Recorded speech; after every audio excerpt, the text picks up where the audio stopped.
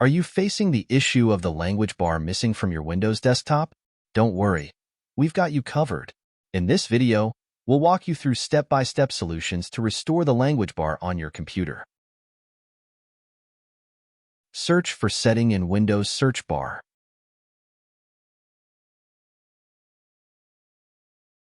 Open Devices.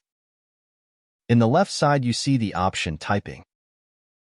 Scroll down to the option Advanced Keyboard Settings. Here you see Use the desktop language bar when it's available. Under the title Switching Input Methods, click on it.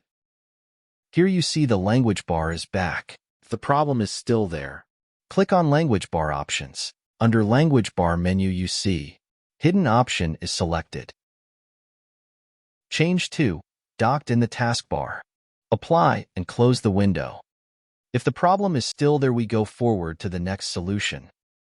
Left-click on the taskbar. Here you the option Taskbar Settings, click on it.